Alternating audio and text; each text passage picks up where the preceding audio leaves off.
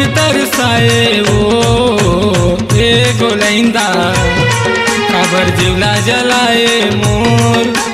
ए सुंदरिया काबर मन तरसाए वो हंस मुस्का के माया बढ़ाए हंस मुस्का के माया बढ़ाए मन तरसाए वो एगो लैंदा काबर जिवला जलाए मोर ए सुंदरिया काबर मन तरसाए वो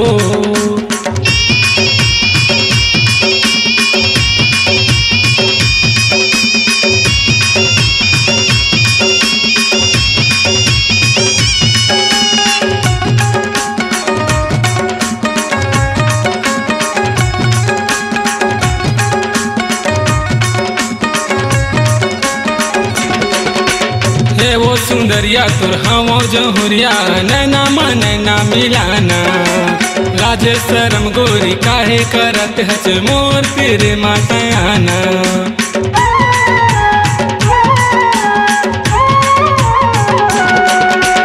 ये वो सुंदरिया तुर हवो जहुरिया नैना नैना मिलाना राजे शरम गोरी काहे करत हच मोर तेरे माताना मनला मिला के झन तरसाना मनला मिला के झन तरसाना बांध ले माया के डोर ए सुंदरिया काबर जिवला जलाए मोर ए गोलैंदा काबर मन तरसाए वो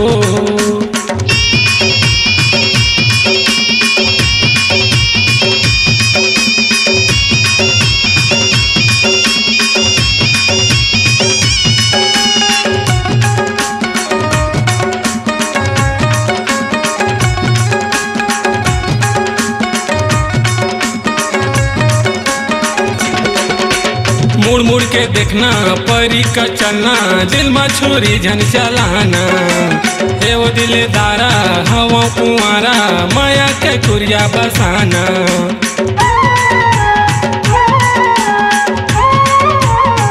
मुड़ मुड़ के देखना परी का चलना दिल में छोरी झन चलाना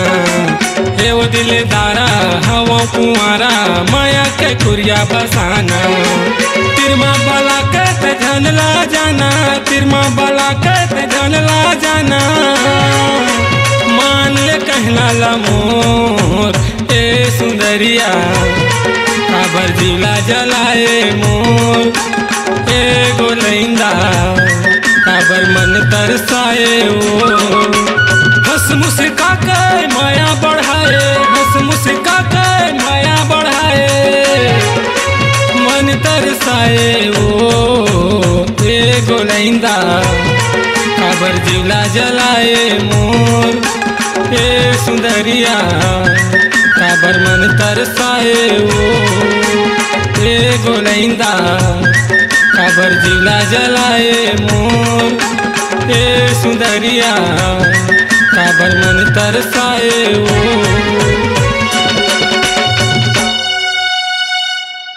अपनी आवाज को दीजिए एक नया मुकाम। डिजिटल रिकॉर्डिंग की दुनिया का जाना पहचाना नाम स्वरांजलि,